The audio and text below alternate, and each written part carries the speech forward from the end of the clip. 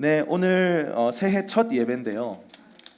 새해 첫 예배를 어떤 말씀을 전할까 기도하는 가운데 제가 어떤 사람과 대화하면서 단 한 번의 설교를 할 수 있다면 저는 이 설교를 할 것입니다.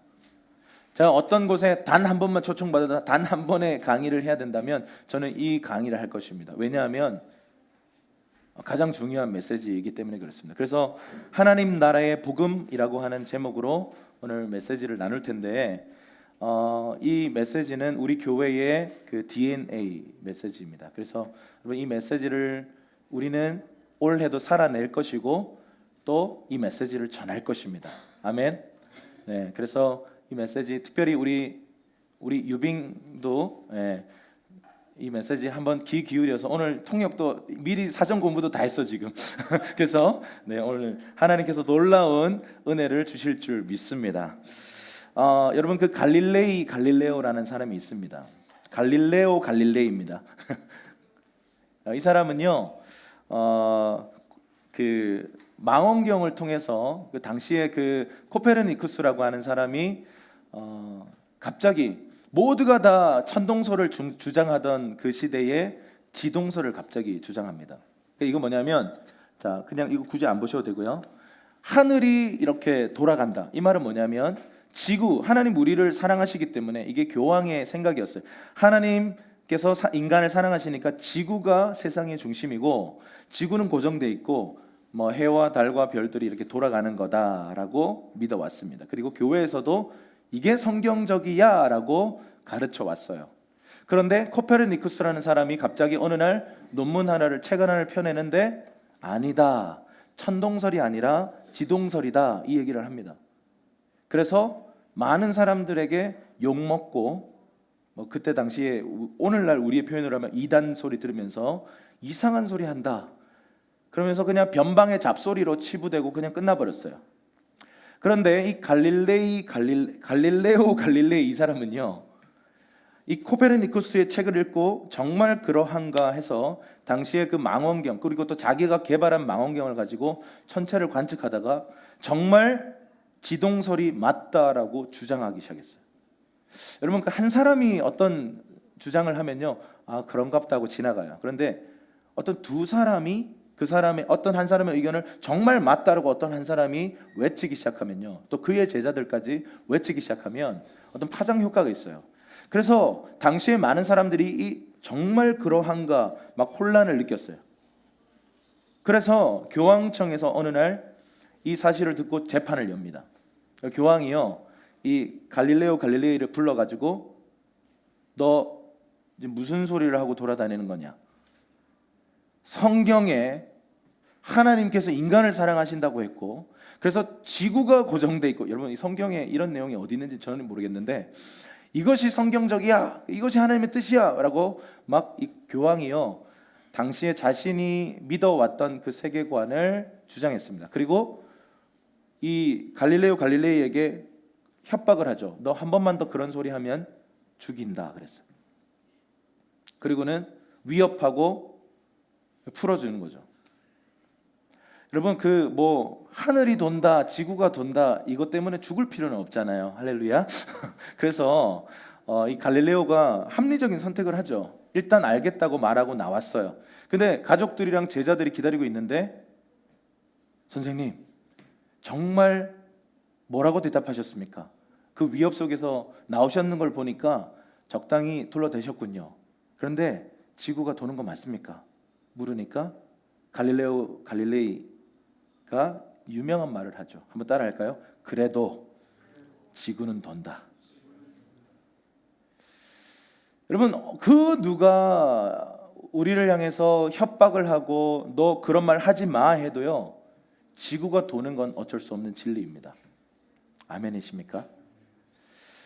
여러분 이것이 바로 세계관이라고 하는 건데요. 여러분 세계관에 대한 재밌는 이야기가 있습니다. 어느 날 그 핑크왕 갑자기 이름이 생각 안 나네. 피구왕 통키 아니고요. 핑크왕 어쨌든 미국의 동화인데요. 제가 갑자기 생각이 안 나요. 그 왕이요, 어느 날 왕이 핑크색을 너무 좋아하는 왕이었습니다. 그래서 왕이 되자마자 온 나라를 핑크빛으로 물들여라, 이 어명을 내립니다. 그래서 온 나라가 핑크빛이에요. 핑크밖에 없어. 근데 하늘을 봤는데 하늘이 파래. 그래서 열받았어요.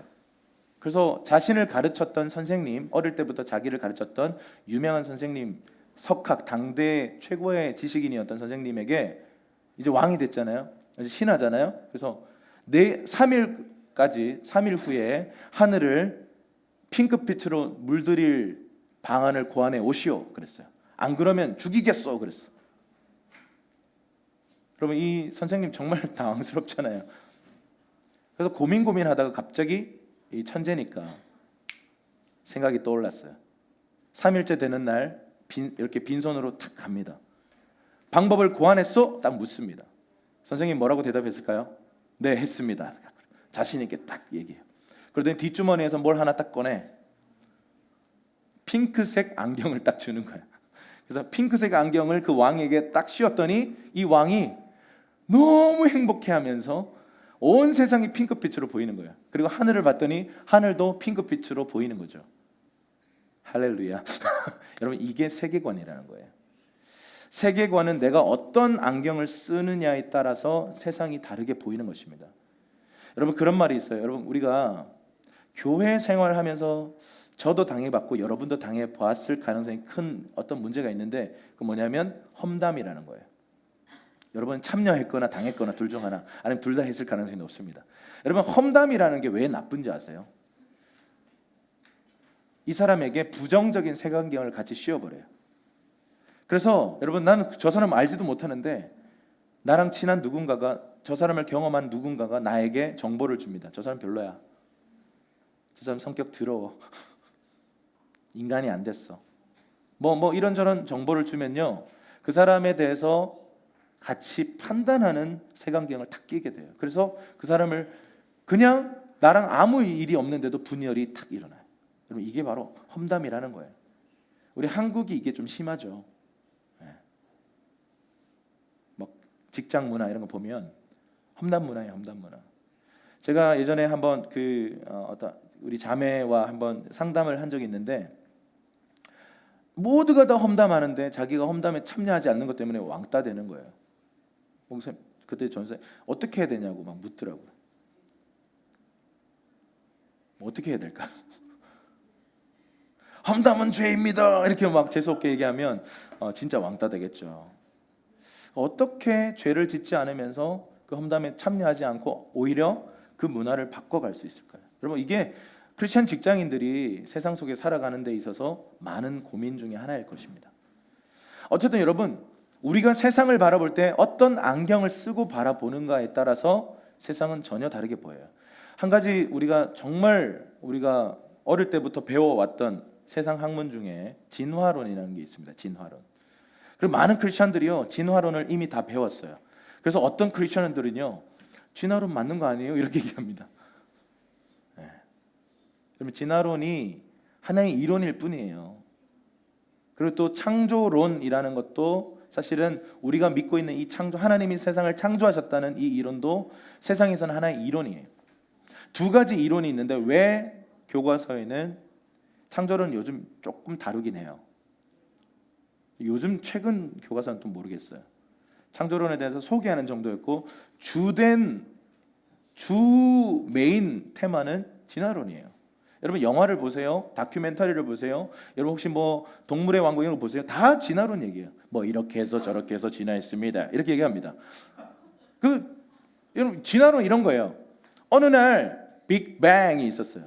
큰 폭발이 있었대요, 우주에. 그래서 뭐 이렇게 막 되다가 어느 날 그냥 지구라는 별이 온도나 뭐 모든 게 적당했어요. 그래서 거기서 물이 생겨났대. 생명의 근원은 물. 그 물 속에서 뭐가 생겨요? 어떻게 하다 보니까 아메바라는 게 생겼어. 그 아메바가요, 막 앞다리가 쑥, 뒷다리가 쑥 이러면서 양서류가 돼요. 그러면서 막 물고기에서 양서류에서 포유류로 왔다가 결국 침팬지가 돼요. 할렐루야. 그러다가 어느 날 사람이 됐다 이렇게 말하는 게 진화론이에요. 진화론은 사실은 정말 그 어떠한 고고학적 증거가 하나도 없단 말이에요. 왜 세상은 진화론을 주장하고 따라가는 걸까요? 왜냐하면 진화론 아니면 창조론밖에 없어요. 하나님이 세상을 창조하셨다는 것, 하나님이라고 하는 절대자가 존재한다는 것을 인정해야만 창조론을 받아들일 수 있는 거죠. 근데 세상은요, 여전히 창조자이신 하나님을 받아들일 생각이 없습니다. 그래서 사실은 증거도 없는, 여러분 진화론의 결정적 증거가 하나도 없다는 말이 이런 거예요. 보세요. 그냥 이 진화됐다는 이 말도 안 되는 말을 믿게 하기 위해서 수억 만 년이 지나면서 이렇게 변화됐다라고 말하니까 할 말이 없는 거죠.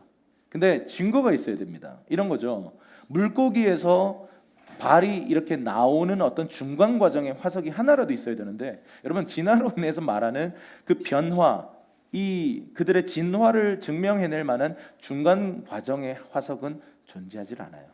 그리고 학계에서 여러분 그 막 중간 과정의 화석이라고 말했던 그 모든 화석은요, 조작이었던 걸로 다 밝혀졌어요. 진화론은 믿음이에요. 진화론은 종교예요. 왜냐하면 진화론이 틀렸다는 것을 인정한다는 것은 하나님의 살아계심을, 창조주의 살아계심을 인정하는 것밖에 없기 때문에 그렇습니다. 세계관은요, 이런 거예요. 어떤 세계관의 안경을 쓰느냐에 따라서 우리의 삶은 완전히 달라지는 거예요. 오늘 여러분들과 나눌 이 기독교가 말하는 세계관은요, 세상에서 말하는 세계관, 세상 사람들이 전혀 받아들일 수 없는 이야기들이에요. 지나가는 사람 붙들고 하나님 나라를 인정하십니까? 천국이 존재하고 지옥이 있다는 것을 믿으십니까? 라고 묻는다면 다양한 대답을 할 거예요. 그리고 여러분 교회 다니는 사람들과 대화를 해봐도 천국이 정말 실제하는 걸 믿나요? 지옥이라는 게 정말 존재한다는 걸 믿나요? 그러면 다들 지식적으로는 네라고 얘기하겠지만, 우리의 정말 세계관이 이 하나님의 나라를 바라보면서 사는 사람들은 극히 소수라는 거예요. 기독교가 왜 힘이 없는 줄 아세요? 종교가 됐기 때문에 그렇습니다. 기독교는요, 종교적으로 그냥 주일에 한번 와서 이거 의자 대펴놓고 집에 가는 게 아니에요. 크리스찬니티, 기독교라고 말하는 건 뭐냐면 우리의 생각과 내면과 세계관이 완전히 성경이 말하는 세계관으로 변화되어져서요, 이제 이 성경적 세계관의 안경을 쓰고 세상을 살아가고 세상을 해석하고 세상 가운데 그 하나님의 나라를 펼쳐가는 것이 성경이 말하는 세계관이에요. 여러분, 이 세계관이 우리에게 장착되지 않으면 교회 따로, 신앙 따로, 삶 따로예요. 직장 생활은 직장 생활, 교회는 교회, 이게 딱 분리되어 버려요. 그런데 여러분, 주일날 모이는 이유가 뭔지 아세요? 이 세계관을 여러분의 눈에 장착하는 훈련이에요. 이게 정말 진리라면, 성경이 정말 진리라고 믿는다면, 정말 하나님이 절대자이시고 창조주라는 것을 믿는다면, 그걸 우리가 계속해서 훈련을 통해서 세상을 읽어내고 해석하고 분별해서 세상 가운데 이 하나님의 나라를 펼쳐가는 이 하나님의 선교, 하나님의 일들에 동참하는 것입니다. 성경적 세계관을 조금 더 설명을 드리고 넘어갈게요. 여러분, 이 세대라고 하는 이 자연 세계 속에 우리는 있습니다. 거기서 우리는 이렇게 부름을 받았어요. 그게 바로 교회죠. 근데 보세요. 이 세계, 이 자연 세계라고 하는 이 세대 속에 우리가 있었는데, 그러니까 눈에 보이는 게 전부죠. 그런데 우리가 살고 있는 눈에 보이는 세계를 넘어서는 세계가 있다는 거 여러분 인정하십니까? 동의하세요? 우리가 눈으로 보고 해석돼 왔던, 세상에서 가르쳐 왔던 이 세계를 너머의 세계, 보이지 않는 영적 세계가 있다는 것을 여러분 아세요? 여러분, 요즘은 불신자들도요, 이 영적, 이 스피리추얼한 이 영역에 대한 관심이 높은 사람들이 많아요. 그래서 TV 프로그램 보면 막 주술적인 그런 프로그램 되게 많습니다. 그런 게 대중적인 프로그램 속에 들어갈 수 있다는 건 뭐예요? 많은 사람들이 영적 세계를 인정한다는 거예요. 보이지 않는 세계가 있다, 귀신이 있다라는 것을 우리는 알고 있어요. 근데 이 영적 세계, 이 초자연의 세계 속에 여러분 수많은 귀신들과 뭐 이런 영향력들 속에 절대자가 존재한다라는 거예요. 이 모든 것의 중심이 되시고 기준이 되시고 이 모든 것을 창조하신 분이 존재한다는 거죠. 기준이 있다는 거예요. 그러면 생각해 보십시오. 여러분 이 자연 세계에서의 세계관, 그러니까 지금 이 사회가 받아들이고 있는 이 세계관은요, 인본주의적 세계관이에요. 우리가 생각할 때, 인간으로서 우리가 생각할 때 바로 세계관은 이런 거야라고 말하는 거죠. 그런데 여러분 절대자가 말하는 세계관에 대해서 우리는 좀 귀를 기울여 볼 필요가 있다는 거예요.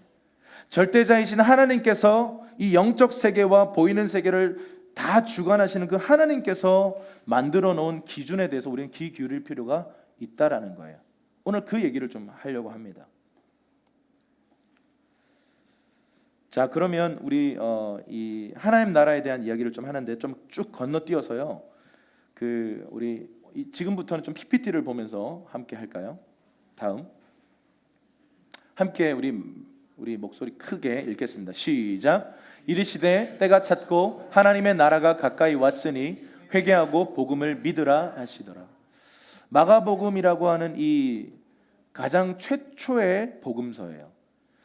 마가는요 어떤 사람이었어요? 사도 바울한테 찍혀가지고요 쫓겨났던 사람이에요. 근데 이 문제 때문에 마가가 누구의 조카였죠? 바나바의 생질 조카였다고요. 근데 바나바는 연약해도 좀 데려가고 싶었고 사도 바울은 불같은 칼 같은 스타일이에요. 안 돼. 저런 인간 영적 분위기 흐려. 이래가지고 오지 마 이렇게 하는 거예요. 근데 여러분 이 바나바가 자기 조카를 그래도 훈련시키고 싶었어요. 하나님의 역사에 동참시키고 싶었어요. 이 의견 충돌 때문에 바나바와 바울이 완전 충돌해 버립니다. 그래서 선교 여행을 각자 떠나죠. 어쨌든 그 연약했던 마가가요 나중에 베드로의 수제자가 돼요. 그래서 베드로가 말하는 이 예수님 이야기를 다 받아 적은 게 마가복음이에요. 그리고 복음서 중에 가장 먼저 쓰여진 책이고 이 마가복음을 쭉 걸레짜듯이 딱 짜서 한 방울의 구절이 탁 떨어지는데 바로 이 구절이에요. 마가복음을 한 절에 요약해놨어요.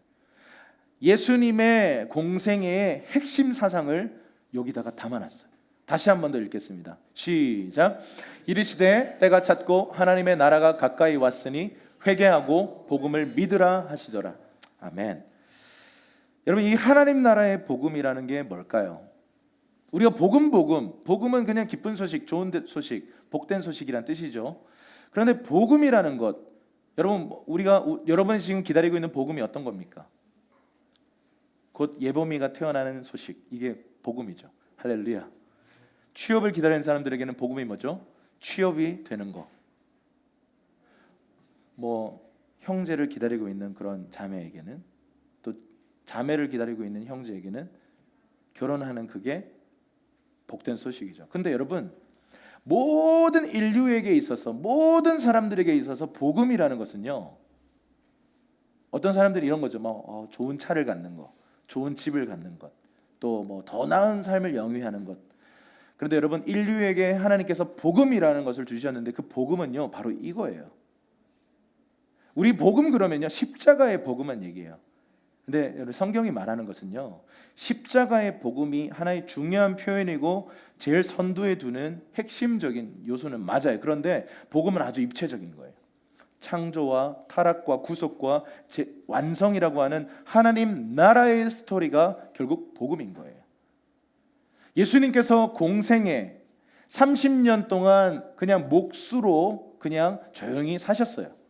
그러다가 하나님의 때가 왔다는 걸 알고부터 공생애라는 걸 시작했는데, 공적인 생애를 사시기 시작했는데, 다시 말해서 완전히 하나님께 위탁된 삶을 살았는데 딱 3년 사셨어요. 3년 반 사셨어요. 이 3년 반 동안 제자들과 먹고 마시고 동거동락하면서 뭘 하셨냐면 세 가지의 사역을 했는데, 첫 번째 한번 따라할까요? 프리칭이 뭐냐면 선포하는 거예요. 여러분 선포가 어떤 건지 아세요? 저도 지금 말씀을 티칭하면서 중간중간에 어떤 제 확신과 믿음으로 선포하거든요. proclaim 뭐예요? 선포는 뭐냐면 집행하는 거예요. 하늘의 그 법을요 여러분, 우리가 대법원에서 만든 그 법이 있는데 그 법을 집행하는 사람은 경찰관들이에요. 법을 딱 적용해서 집행하는 것, 선포하는 것, 그게 예수님께서 하셨던 역사예요. 그래서 예수님의 그 프리칭을 듣고 악한 영들이 어떻게 돼요? 다 도망가는 거예요. 예수님의 첫 번째 사역 프리칭, 두 번째 뭐예요? 티칭이에요. 엄청 가르치셨어요. 엄청 가르치세요. 정말 좋은 선생님이에요. 그래서 예수님을 향해서 여러 가지 호칭을 했는데 라보니여, 랍비여 이렇게 표현하죠. 선생님이란 뜻이죠. 선생님이요, 이런 호칭을 많이 들어요. 왜냐하면 정말 잘 가르치셨어요. 세 번째, 힐링이에요. 치유하셨어요. 악한 영들을 축사하시고 이 병든 자들을 치유하시는 사역들을 했습니다. 회복시키는 사역을 했습니다. 이 세 가지의 사역은요, 뭐냐 하면 하나님의 나라를 선포하신 것이었고, 하나님의 나라에 대해서만 그분 가르치셨어요. 그리고 그분이 힐링했다는 말은 뭐냐면 하나님 나라를 보여주신 거예요. 데몬스트레이션, 이런 게 하나님 나라야 라고 보여주신 거예요. 여러분, 이 때가 찼고 하나님의 나라가 가까이 왔으니 회개하고 복음을 믿으라, 요 네 가지의 표현 안에 어마어마한 예수님의 공생애가 담겨 있는 거죠. 먼저 우리 이 때가 찼다라고 하는 이 부분에 대해서 좀 이야기를 하기 전에 좀 우리 다음 시간에 대한 이야기를 좀 할게요. 첫 번째, 우리 성경에 보면 그리스 말로 이렇게 신약이 적혀 있기 때문에 그리스 이 단어에는요, 시간이라는 단어가 이거보다 더 많이 있는데, 크게 주도적으로 많이 쓰는, 성경이 등장하는 시간이라는 단어는 요 세 가지예요. 첫 번째 따라할까요? 크로노스. 두 번째 카이로스. 세 번째 파루시아. 크로노스는요, 그냥 흘러가는 하나의 기간이에요. 그냥 흘러가는 시간이에요. 그래서 크로노스, 이게 이제 연대기적 시간을 얘기하는, 그냥 흘러가는 시간. 그리고 두 번째 카이로스는 아주 중요한 디데이예요.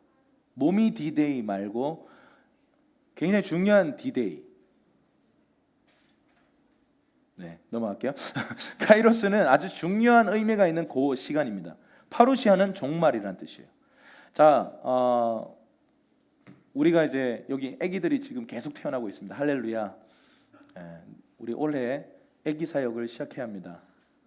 부르심이 있는 분들 기도하시면서 준비하고 계세요. 여러분, 우리 지금 예범이가 뱃속에 있는데 보통 아이들이 뱃속에 얼마나 있죠? 물론 조금씩 다를 수 있는데 기본적으로 10달이라는 시간이 있어요. 그냥 흘러가는 시간, 10달이라고 하는 이 시간이 크로노스예요. 카이로스 언제일까요? 며칠 날 예정이에요? 2월 4일. 그때 나옵니까? 아무도 몰라요. 그러니까 카이로스는요, 나오는 그 순간이에요. 우리도 첫째, 둘째, 셋째 다 예정일이랑 달랐죠, 그죠? 물론 그 근처입니다. 근데 카이로스는 정말 이 우리 아이가 태어나는 그날이에요. 생일날. 여러분, 뭐 10달의 시간을 우리가 기억하고 기념합니까? 언제 기념하죠? 태어난 그날, 디데이를 우리는 기리는 거죠. 파루시아는 언제일까요? 파루시아는 이 아이가 자라나서 나중에 주님 앞에 부름을 받고 죽게 되는 그날이 바로 파루시아예요. 성경은요, 이 입체적인 세 가지의 흘러가는 시간과 그 흐르는 시간 속에 아주 중요한 의미가 있는 그 디데이와 이 모든 것이 끝나는 시간, 종말의 시간을 동시에 얘기하기 시작해요.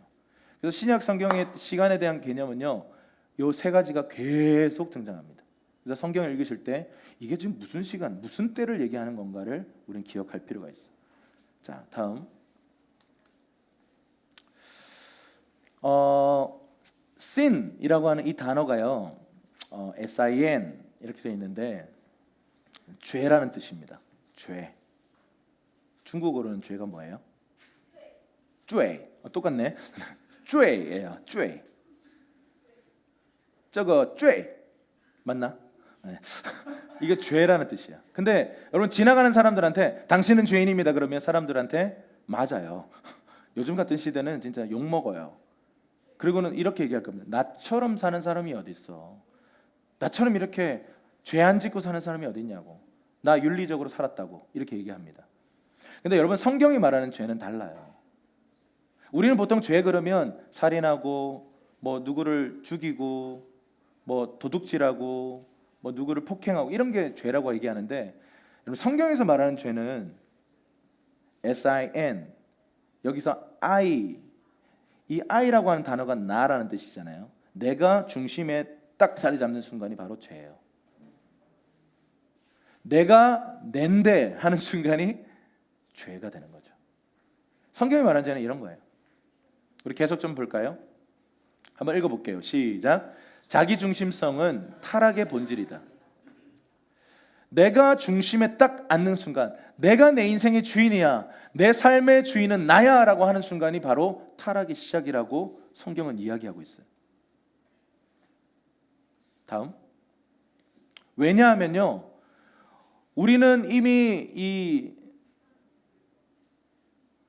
이 세상을 이렇게 살아가는 가운데 자기중심성이라고 하는 이게 너무나도 당연한, 태어나서부터 아무도 가르쳐주지 않아도 그냥 본성적으로 지니고 살고 있는 자기중심성, 이기심, 교만, 내가 낸데 라고 하는 이 생각이요, 결국은 창조주 하나님을 밀어내는 생각인 거예요. 여러분 생각해 보세요. 우리 정말 가장 우리가 고통스러운 그런 관계적인 어려움이 뭔지 아세요? 무시당할 때예요.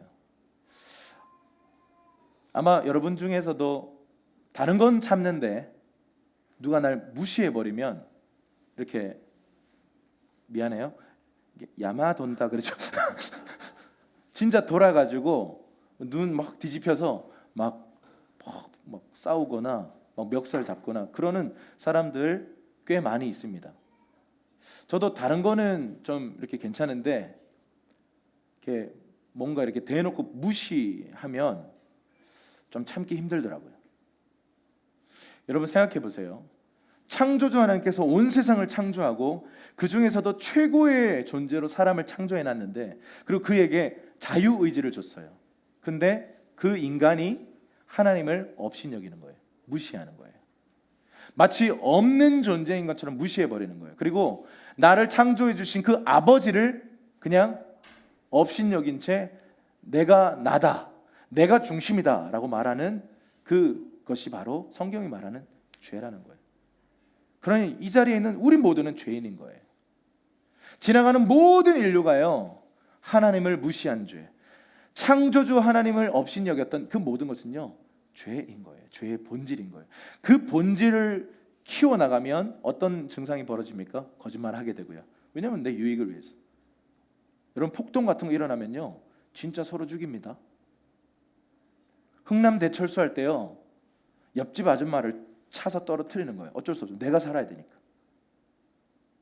만약에 이 로프가요 2사람밖에 안 되는, 끊어질 것 같은데 내 밑에 누군가가 잡고 있어. 여러분 어떻게 하시겠습니까? 아, 맥가이버 칼은 이때 쓰는 거구나 이러면서 딱 꺼내가지고 미안해 이렇게, 영화 같은 데 그런 거 나오잖아요. 여러분 세상은 이런 곳이에요. 서로를 밟고 죽이고 잔인하게 찍어 누르는 거죠. 왜냐하면 나를 위해서. 하나님이 창조하신 세계는 원래 그런 게 아니에요. 하나님이 중심이시고 하나님이 그 중심에 앉으실 때, 하나님이 통치하기 시작할 때 모든 아름다움이 펼쳐져 나가는 것이 바로 하나님의 나라입니다. 아멘. 에덴이 바로 그런 곳이었어요. 그런데 에덴에서 이 사탄에게 속임을 당해서 선악과를 먹고 결국은 사탄에게 이 모든 것을 빼앗겨 버리고 인류는요 자기중심성이라고 하는 이 교만을 따라서 전 세계 역사가 흘러가요. 여러분 우리 구약 성경, 이 때가 찼다라고 하는 말을 우리가 한 몇 시간도 얘기를 할 수 있는데, 무슨 때가 찼냐는 거예요. 결국은 과거에 예언되었던, 과거에 이야기해왔던 그 때가 이제 왔다라는 거예요. 여러분 하나님을 떠나버린, 하나님을 무시한 인류의 역사를 생각해 보세요. 비극 그 자체예요. 얼마나 잔인한지 모릅니다. 세계사를 읽어보세요. 역사 좋아하시는 분들 세계사를 공부해 보세요. 인류의 역사는요 그냥 서로 죽고 죽이고 빼앗고 뺏기고 그냥 그런 삶이에요.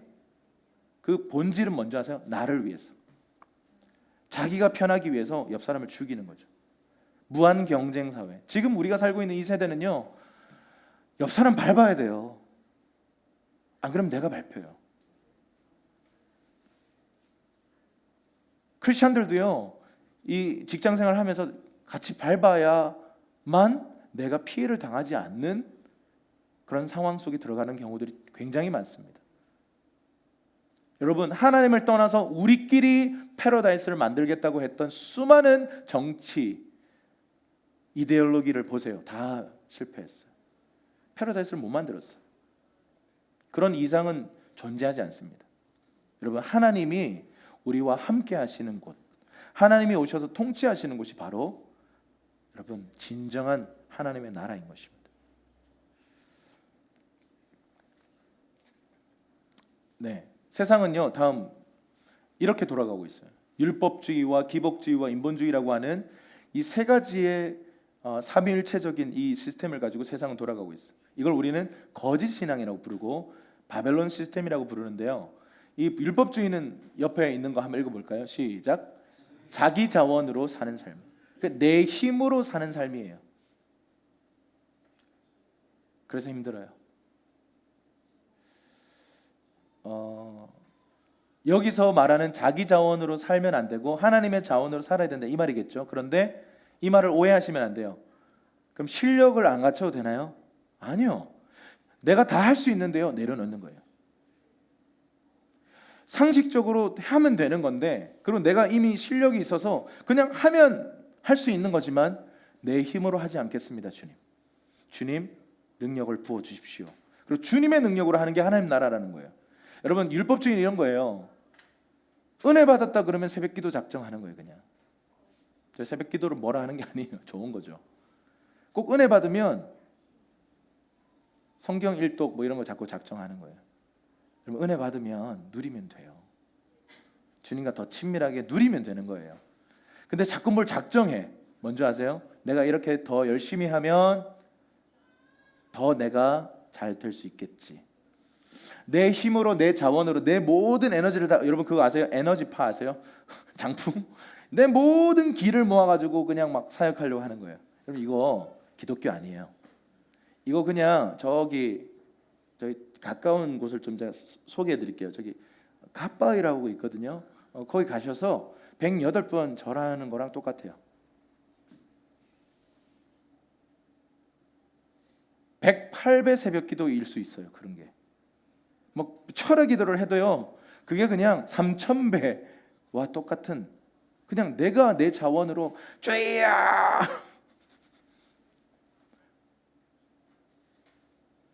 그거 기독교 아닙니다. 그거 하나님 나라 아니에요. 자, 기복주의. 우리 뭐 한국 교회는 기복주의 뭐 정말 많이 그동안 비판해 왔는데 한번 읽어볼까요? 시작. 자기 목적으로 사는 삶. 자, 우리 소원 성취, 백일 기도 이게 다 이제 저기 올라가시면 돼요. 통일대불 쪽으로 가셔도 괜찮고요. 그리고 저기 경주 쪽으로 가셔서 그쪽에서 하셔도 됩니다. 대순진리에는 가지 마세요. 돈 뺏겨요. 가면 안 되겠죠. 네. 기독교는요 처음부터 자기 목적을 성취하는 종교가 아니에요. 네 뜻 내려놔. 하나님이 너를 향한 최고의 목적을 가지고 있어. 너를 향한 하나님의 최고의 계획이 있어. 이걸 믿는 게 기독교예요. 그게 하나님 나라예요. 그러니까 우리가 이거 해줘야 되는데요, 이거 빨리 해주셔야 되는데요, 해주세요 라고 하는 그 탐욕이 결국 하나님의 통치를, 하나님을 업신여기는 태도라는 거죠.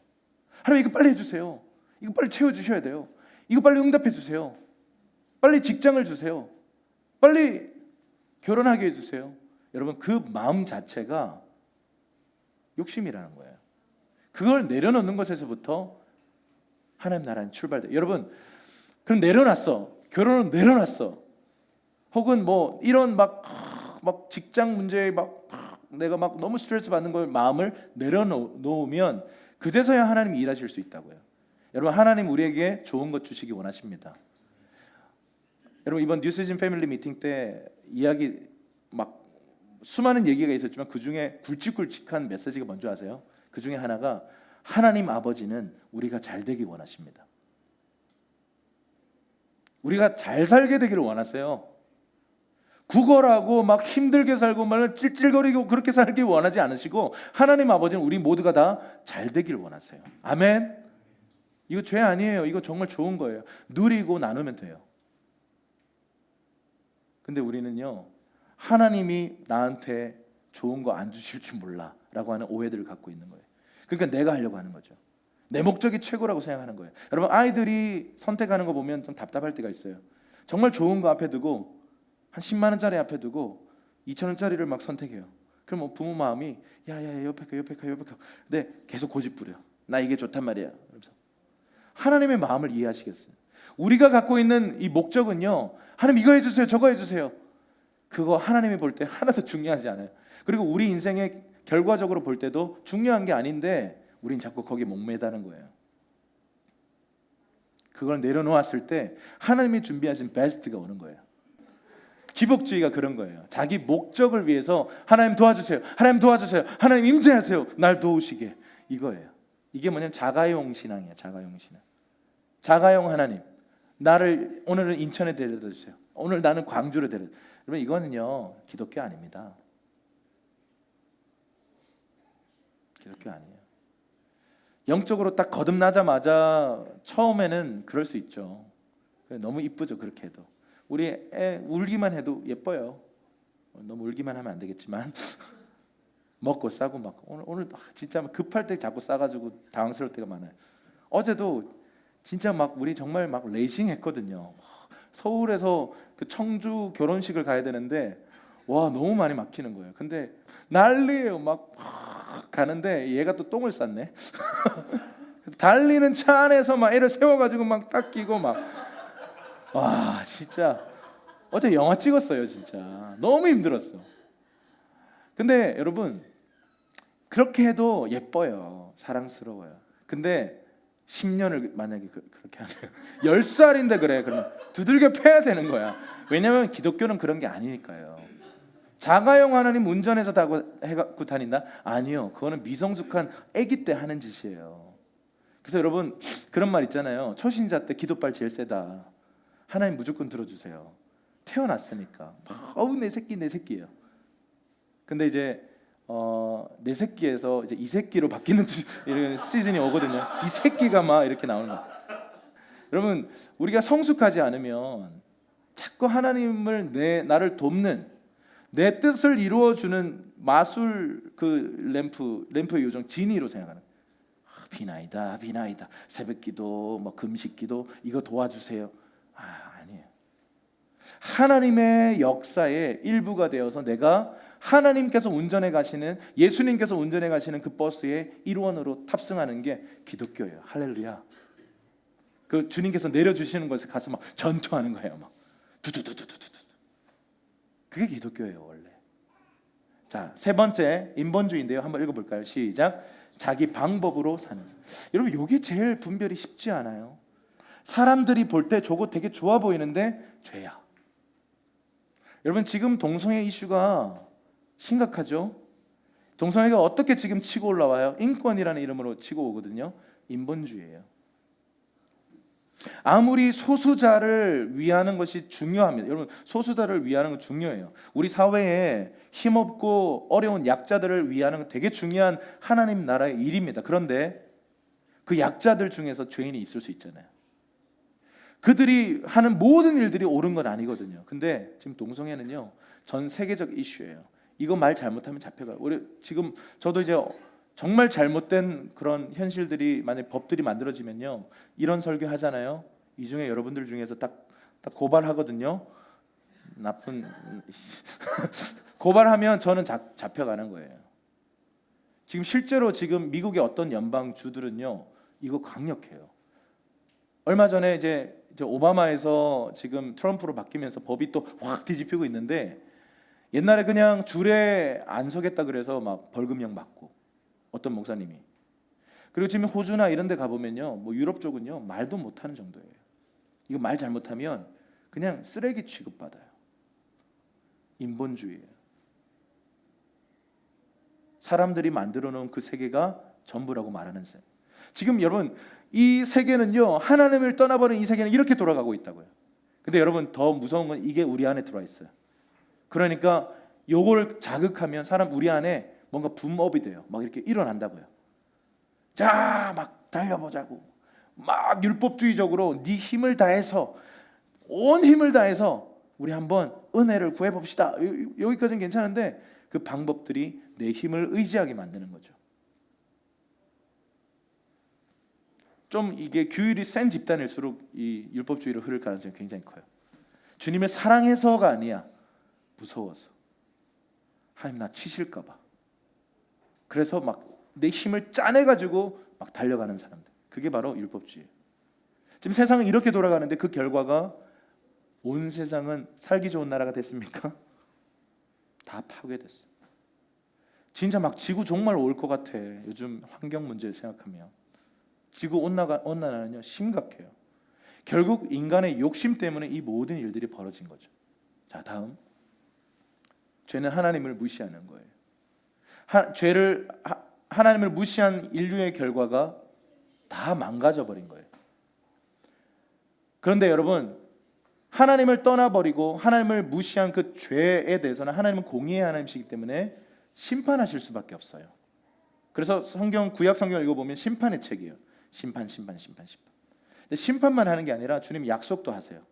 회복시키겠다. 그날에 내가 어떤 존재를 보내겠다. 메시아를 보내겠다. 그날에 나의 종을 보내겠다. 뭔가를 보내신대요. 그래서 그가 오면 온 세계가 회복될 거라고 약속하셨어요. 그게 구약의 전체의 내용입니다. 예언된 메시아가 올 거다라는 거예요. 한번 다음.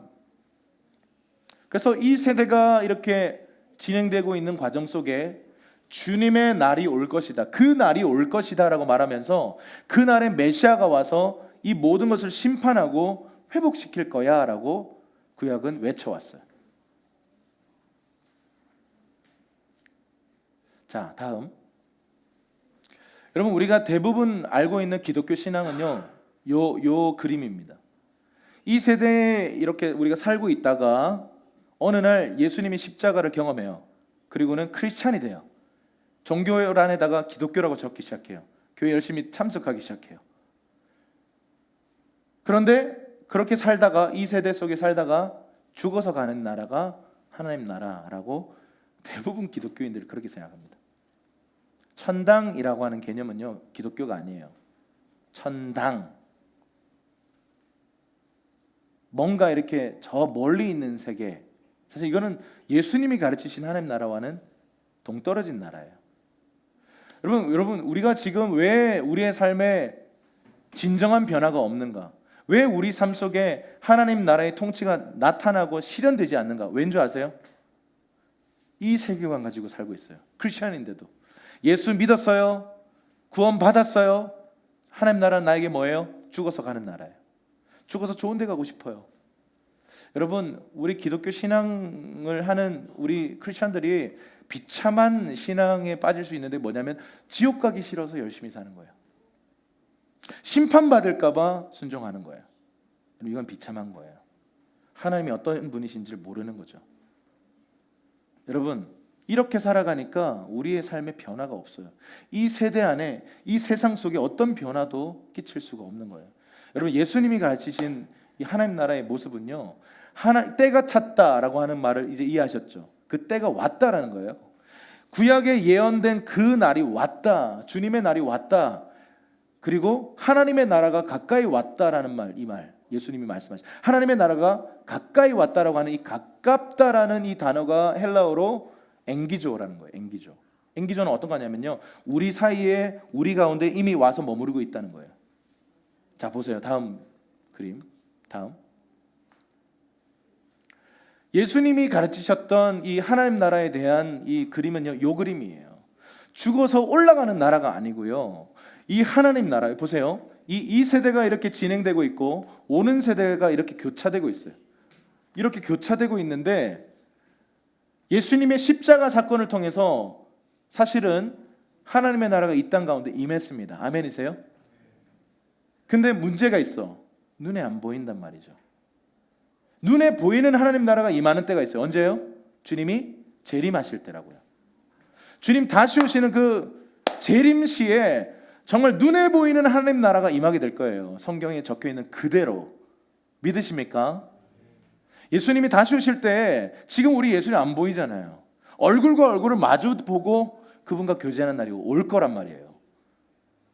여러분, 이건 실제예요. 여러분, 동화 아닙니다. 철학 아니고 종교 나부랭이가 아니고 이건 실제예요. 주님 다시 오셔서 가시적인 하나님 나라의 정부를 구성하시고, 여러분 그때 여러분 당황하지 마셔야 돼요. 기독교를 관념으로 이해했던 사람들이 당황스러울 거예요. 뭐야 이게? 진짜 눈에 보이네. 예수님 정말 저기 계셔요. 그때는요, 친밀함이라는 게 결정적일 거예요. 예수님과 친밀하게 가는 사람들과 그냥 종교 생활을 해서 겨우 예수 복음 믿고 구원만 받은 사람들은요, 질적 차이를 보여줄 거라고요. 여러분, 주님 다시 오셔서 보여지는 하나님 나라를 풀어내시기 전에 주님께서 초림 때에 결국 십자가에서 하신 일이 뭔지 아세요? 이미 하나님의 나라가 너희 가운데 임했다는 거예요. 근데 문제가 있어요. 안 보여요. 겨자씨에 비유해요. 안 보여요. 여러분, 겨자씨도 씨입니다. 밭에 뿌려지면요, 시간이 지나면 놀라운 나무로 성장한다고. 여러분, 지금 우리 마음에 뿌려진, 여러분 마음에 뿌려진 복음의 씨앗들이 있잖아요. 눈에 보이지 않아요. 그런데 그게 증명되는 날이 있는데 저 날이에요. 최후 심판대 앞에서요, 증명돼요. 열매를 맺었는가? 아니면 아무 열매 없이 거짓 나무였는가? 구원에서 제외당하는 그 거짓 나무요. 아니면 겨우 구원만 얻은 사람. 많은 사람들이 구원받은 강도를 되게 부러워하거든요. 내 멋대로 살다가 죽기 직전에 예수 믿으면 참 좋겠다. 에라이. 기독교는 그런 게 아니라고요. 상급이 어디 있습니까? 그러면 순교당하고 예수 복음 때문에 핍박당하고 그랬던 사람들에게는 과연 하나님께서 어떤 미래를 준비하고 계실까요? 분명히 이 성경은요, 이 하나님 나라에 대한 이야기들을 아주 세세하고 분명히 얘기하는데 우리는 여기에 너무 관심이 없어요. 너무 관심이 없어요. 죽어서 가는 천국이 아니란 말이에요. 자, 보세요.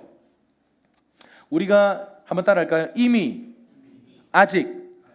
이미 우리의 삶에 하나님 나라가 왔지만 아직 완성되진 않았습니다.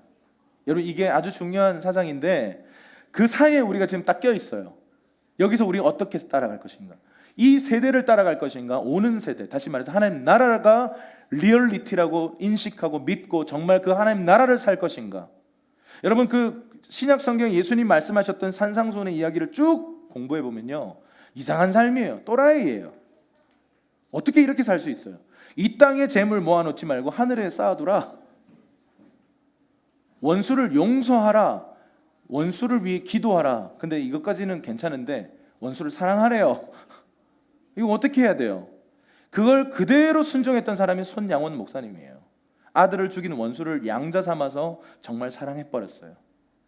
여러분, 우리는 역사 속에서 정말 이걸 문자 그대로 따라갔던, 하나님 나라가 실제라는 걸 믿고 자신의 삶을 던져버렸던 사람들의 이야기를 우리 들어요. 전능자의 그늘이라는 책이 있습니다. 어떤 선교사님이요, 제 나이, 저보다 조금 어릴 때 애기 막 5살, 3살 이럴 때 오지 아마존에 선교 가가지고요, 창에 찔려 죽습니다. 그러면 이제 좀 이 아내랑 아들은 좀 본국으로 돌아가야 되는 거 아니에요? 그 정도 당했으면. 이미 영광의 상처를 입었잖아요. 근데 기도하는 가운데 뭘 결정해요? 다시 그 아마존으로 가기로 결정하는 거예요. 그 어머니가 그렇게 결정하는 거예요.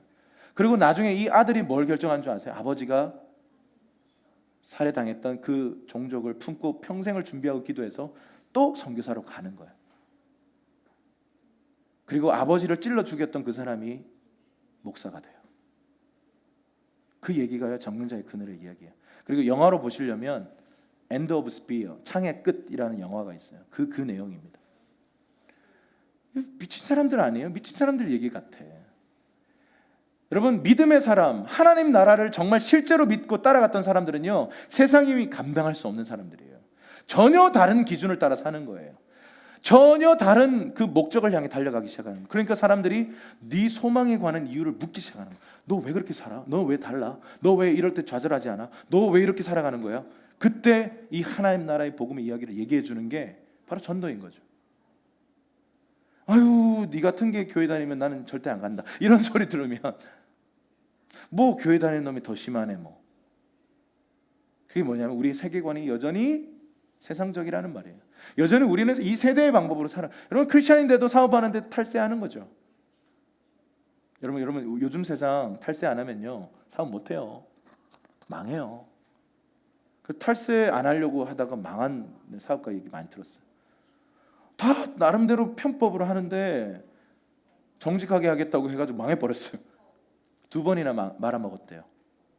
근데 하나님께서요 어느 날 하나님이 막 높이기 시작하시는 거예요. 그런 감정 되게 많이 들었어요. 정말 하나님 나라가 실제이고, 이게 관념이나 이상이나 책의 스토리나 나와 내 삶과 상관없는 어떤 하나의 그냥 이상이 아니라 실제가 되어서 그 하나님 나라를 걷는 삶. 여러분, 지금 눈에 보이지 않는 하나님 나라가 정말 존재한다는 것을 보여줄 수 있는 유일한 방법은요 믿음을 가진 교회입니다. 하나님 나라가 정말 실제라는 걸 믿고 걷는 사람들을 통해 하나님 나라가 정말 존재하는구나, 하나님이 정말 실제하시는구나를 깨닫는 거예요.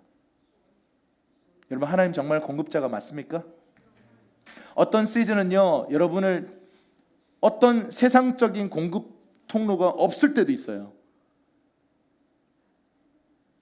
근데 하나님께서요 하나님의 부르심 가운데 서 있는 사람들에게 초자연적으로 먹이세요. 저는요 예전에 이거 훈련 처음 받을 때 그 로렌 커닝햄의 책, 그 하나님 정말 당신이십니까 책에 보면 막 하나님의 부르심 때문에 돈 없는데 부르심의 길을 가는데 돈이 없잖아요. 먹을 게 없어요. 근데 막 어느 날 띵동 하고 나가봤는데 쌀 한 포대가 있고 아, 이거 동화 같은 얘기, 무협지인가? 뭐 이런 생각을 했어요. 그리고 나도 기도했는데 바로 응답이 안 오니까 에이, 나랑 다르구나. 아니, 로렌 할아버지니까 이렇게 되지 나는 안 되는구나.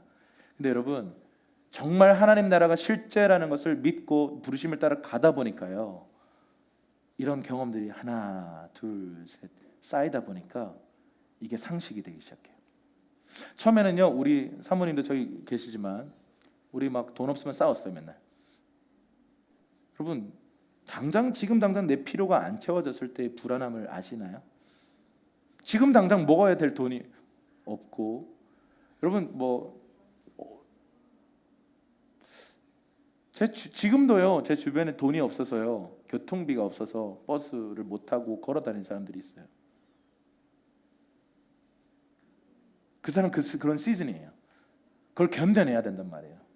여러분, 우리가 플로잉 할 때 유의하셔야 되는데요, 꼭 하나님의 음성을 듣고 하셔야 돼요.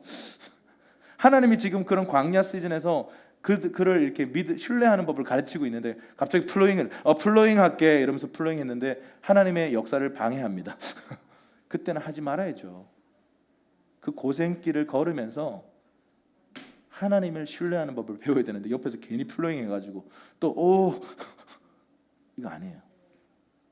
근데 어떤 때는 제가 어떤 간증을 들었는데 어떤 그 권사님이 집사님이었나 부목사님한테 39,450원을 헌금하라는 거예요. 기도하는데 39,450원. 그래서 예수 이름으로 떠나갈지어다 그랬대요. 이건 뭔 생각인가? 근데 기도하는데 계속 부담이 생기더라고요. 39,450원. 아니 뭐 5만 원도 아니고 10만 원도 아니고 이게 부끄럽게 죄송스럽게 이게 39,450원 뭡니까? 그런데 너무 부담을 주셔서 순종해서 정말 39,450원을 드렸대요. 근데 목사님이 딱 받으시고는 우시더래요. 이 금액이 필요했다고.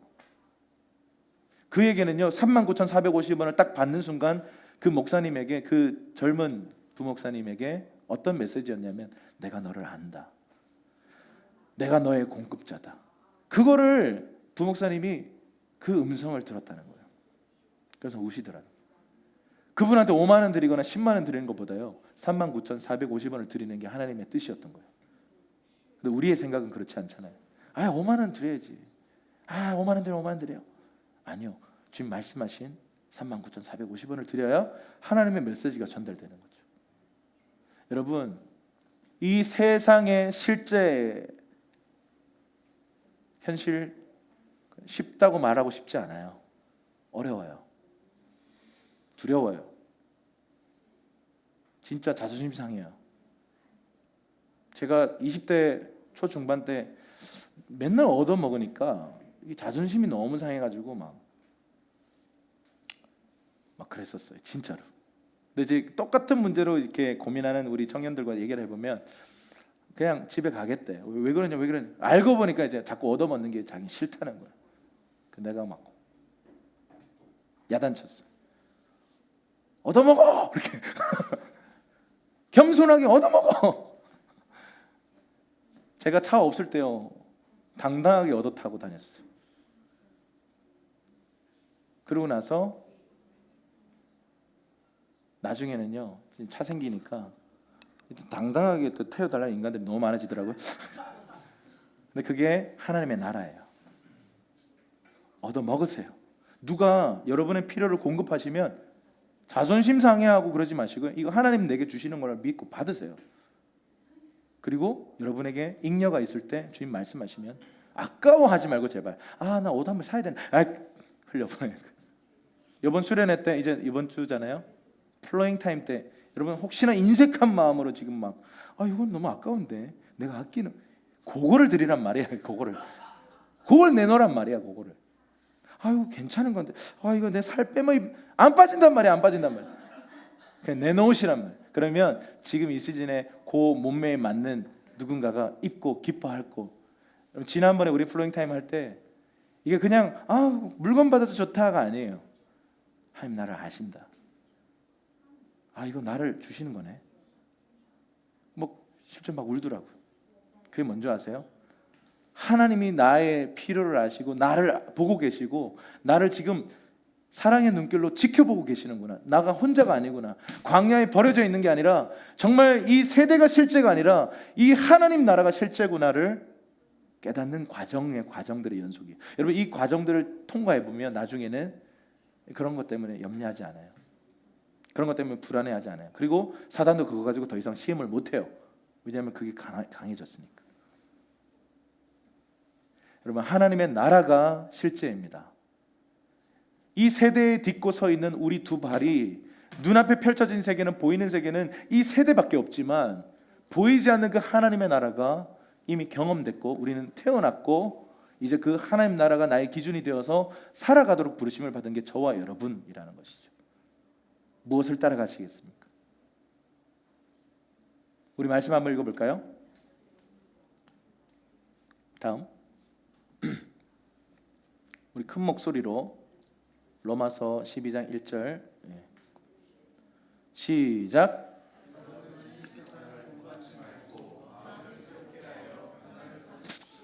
그러면 여러분은 하나님의 선하시고 온전하신 뜻이 무엇인지를 분별할 수 있게 될 것입니다. 그러니까 이 세상을 따라가지 말라는 거죠. 무엇을 따라가라? 하나님 나라를 따라가라. 하나님의 말씀을 따라가라는 하나님의 뜻을 따라가라는 거죠. 이게 도전입니다. 세상 사람들은 다 세상을 따라 살았는데 나 혼자 뭐라고 내가 뭐라고 하나님 나라를 따라가. 모두가 예스하고 있는데 노 하는 거 쉽지 않아요. 그리고 많은 우리 하영이나 이런 청소년들의 마음에 있는 두려움 뭔지 아세요? 내 학교에서 하나님 이야기했다고 왕따 당할까 봐. 그 두려움이 있어요. 포로 주제에 세상 한가운데서 하나님의 뜻을 따르기로 결정했던 다니엘이라는 사람이 있습니다. 또라이예요. 포로 주제에 왕이 주는 음식을 거절한다고요. 이건 곧 죽을 수도 있는 일입니다. 그런 하나님의 나라로 내 삶을 던져버린 그 사람들은 기적을 경험하는 거예요. 여기서 우물쭈물하면요, 나 이거 죽는 거 아니야? 죽는 거 아니야? 기적 없죠. 낭떠러지를 뛰어내렸을 때 알게 돼요. 나 독수리네. 모르고 있었던. 나 치킨인 줄 알았어. 자꾸 배달 당하는 거야. 저 집 막 튀기고 삶고 막 그러는 거야. 굽고 막. 그 힘든 인생이 힘든. 나 왜 이렇게 힘든가? 독수리니까. 그리고 독수리는 좀 거칠게 훈련받거든요. 낭떠러지에서 어미가 밀어버리거든. 자기가 치킨인 줄 아니까 그냥 이렇게 떨어지는 거야. 믿음의 날개를 펼치면 어느 순간 알게 되는, 내가 나네? 여러분, 기독교는 이런 거라고요. 기독교는요, 처음과 마지막까지 기적의 연속이에요. 내 삶에 기적이 없다, 여러분 진지하게 고민하셔야 돼요. 내가 믿음이 있는가? 내가 정말 크리스천인가? 내 삶에 기적이 일어나지 않고 있다면 그건 뭔가 비정상적인 거예요. 여러분, 2019년도 기적이 우리의 삶에 펼쳐지는 놀라운 은혜가 있기를 축복합니다. 그냥 똑같습니까? 왜냐하면 믿음의 도전이 없기 때문이에요. 낭떠러지에서 뛰어내려 보세요. 그래서 제가 우리 교회를 향해서 기도할 때마다 지난 2년 동안 기도했던 게 뭐냐면, 주여 거룩한 또라이들이 오게 해주십시오. 그래서 근데 너무 또라이들이 와가지고 좀 힘듭니다. 우리 옆 사람에게 거룩한 또라이가 됩시다 한번 얘기하시죠. 자, 이제 설교를 좀 마무리하려고 하는데요. 마태복음 13장 44절 우리 주보에 있습니다. 이제 주보를 한번 볼까요?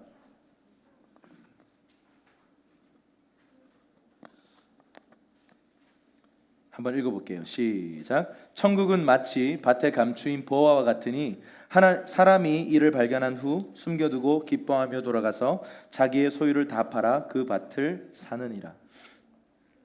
보이지 않는 감춰진 나라가 하나님 나라입니다. 그래서 이거를 찾고 찾아내는 것이 결국 우리 신앙생활의 여정입니다.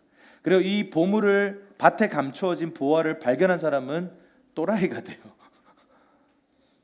그냥 지 소유를 다 팔아버려요. 집 팔고 땅 팔고 냉장고 팔아 기어이 그 밭을 사는 거예요. 진짜 이거는 세상이 볼 때는 진짜 미친 사람이죠. 근데 이게 제자예요. 이런 사람들을 우린 제자라고 불러요. 아니 뭐야 저 사람? 예수를 따르는 삶은요, 거룩한 또라이가 되는 길이에요. 밭에 감추어진 보화라서 사람들 눈에는 보이지도 않아. 뭔가 그럴싸한 뭔가가 있어야 되는데 아무런 내 인생을 보장해주는 커리어도 간판도 아무것도 없어. 심지어 처음에는 어떤 열매도 없잖아요. 제가 대학생 3학년 때 결혼을 했거든요. 제가 24살 때 제 장인 어른 장모님이 사실 약간의 은근한 반대가 있었습니다. 나이도 어리고 4살 어리고 대학생이고 전도사도 아니고 신학교 다니는 것도 아니고 아무것도 아닌 거예요. 그러고는 막 이렇게 딸을 주십시오 그러고 가는 거야. 지금 영도 가서 너무 무서운 거예요. 내가 말할 수 있는 게 아무것도 없어. 근데 단 하나, 난 하나님의 사람입니다. 돈도 없고 그때 당시에 집도 없고 아무것도 없는데 딸을 주십시오. 그러니까 너무 당황스러운 사위인 거죠. 그것도 첫 사위인데 뭐 이런 인간이 다 있나. 근데 하나님이 어떻게 하셨는지 아세요? 우리 장인어른 장모님의 눈에 콧깍지를 팍 씌워버렸어요. 그래가지고 아이고 이쁘다, 아이고 우리 사위 너무 좋다. 지금도 좋아하세요? 이유가 없어. 하나님이 콩깍지를 팍 씌워가지고 우리 사위를 좋아하게 됐어. 그래서 지금도 매일마다 기도하세요. 하나님께서 붙여주신 거예요. 저는 할 말 없어요. 뭐 돈도 없고 뭐도 없고 뭘 앞으로 이런 계획도 없어. 그냥 저는 하나님을 뜨겁게 사랑합니다. 딸을 주십시오. 정말 내가 만약에 내 딸 하영이나 하음이한테 그런 인간이 붙었다면 예수의 이름을 떠나가라 그랬을지도 모르겠어. 여러분, 이게 하나님의 주권이에요. 여러분 생각해보세요. 결혼하려면 어떻게 해야 되죠? 뭐 집도 한 채 있어야 되고 결혼하려면 얼마가 필요해? 지난번 5천만 원 그렇게 얘기하던데 그게 어디 있어? 하나님이 하게 하시면 그냥 되는 겁니다. 무엇을 따라갈 것인가의 싸움이에요. 이 세대를 따라갈 것인가, 오는 세대를 따라갈 것인가. 기적은요, 오는 세대를 따라 걷는 사람들을 통해 이 땅에 펼쳐지는 것입니다. 여러분, 2019년도에 여러분의 밭에 감추어진 보화를 발견하는 한 해가 되기를 축복합니다. 발견하셔야 돼요. 발견하지도 않았는데 막 제자를 강요하는 건 그것도 고통이야. 그게 율법주의야. 하나님 나라의 가치를 정말 발견한 사람들은 거룩한 또라이가 된다고요. 시키지 않아. 제발 좀 그만 와라. 제발 좀 그러지 마라. 복음전도 좀 작작해라. 근데 막 멈출 수가 없는 거예요. 여러분, 그 밭에 감추어진 보화를 발견합시다. 그리고 발견했다면 그냥 놔두세요. 그 사람이 하려고 하는 짓 막지 마세요. 여러분, 예전에는요 이런 게 있어요. 좀 교회 좀 다녀, 교회 좀. 그런데 막 교회 너무 열심히 다니까 작작 좀 다녀 이렇게. 광신자야 뭐. 여러분, 하나님 나라는요 먼저 된 사람이 나중 될 수도 있고요, 나중 된 사람이 먼저 될 수도 있어요. 그래서 여러분, 지금 늦었다고 생각하는 사람, 절대 늦지 않았습니다. 그리고 또 나는 예전부터 나는 제자지 뭐 이렇게 생각하는 사람들도 여러분 뒤로 처질 수 있어요. 그래서 하나님 나라는요 침노하는 사람들을 빼앗아요. 거룩한 욕심을 가지십시오. 거룩한 욕심을 가진 거룩한 또라이들이여 일어날지어다. 아멘. 그래서 이런 마음으로 2019년도를 살아가시기를 축복합니다. 그래서 마지막 이야기를 좀 하는데, 그 비행기 그림 한번 줄래요? 덩케르크라고 하는 영화의 한 장면입니다. 요 비행기가 옛날 진짜 그 실제 막 전투기였어요. 그리고 막 적기를요 막 엄청 막 이렇게 추락시켰어요. 요 주인공이 탔던. 근데 이 비행사가요 막 하늘에서 활약하는 동안, 적군을 다 무너뜨리는 동안 기름이 바닥났어요. 근데 기름이 바닥나서 자기 군의 진영으로 가고 있어요. 그래서 추락만 잘하면 되는데, 갑자기 적기 한 대가 탁 또 등장하는 거예요. 어쩔 수 없이 방향을 틀었는데 틀어서 마지막 남은 그 총알들을 쏴서 추락시켰어요. 와! 그래서 밑에 군인들도 와 고맙다고. 근데 방향을 적군이 있는 진영 쪽으로 틀어버린 거예요.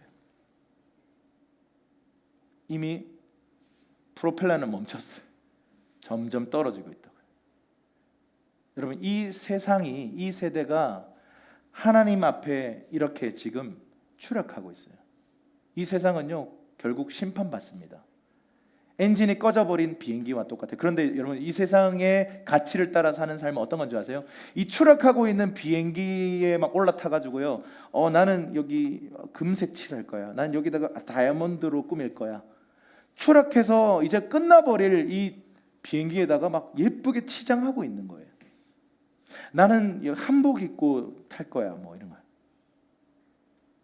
아니, 나는 여기 막 아주 사파이어라는 이 보석으로 이 프로펠러 옆을 이렇게 장식할 거야.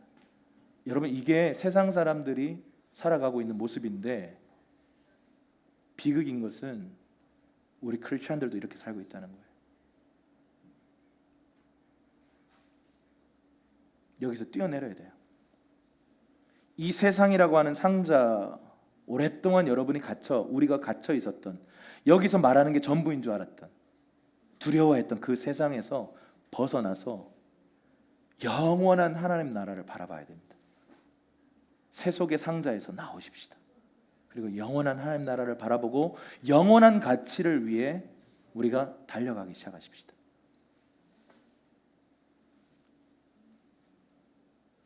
우리 마지막 그림 한번 띄워줄래요? 나무가 있는데요, 우리 기독교적 세계관의 그 모습의 나무는요 좀 방향이 틀려요. 이거예요.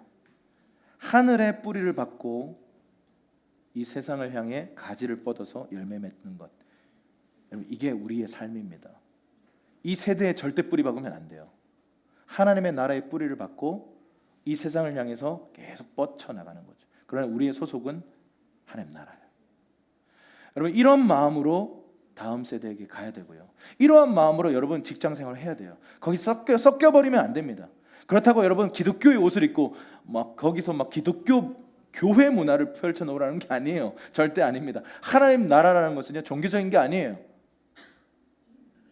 거기서 말없이 그냥 요셉처럼 막 걸레질하는 게 하나님 나라예요.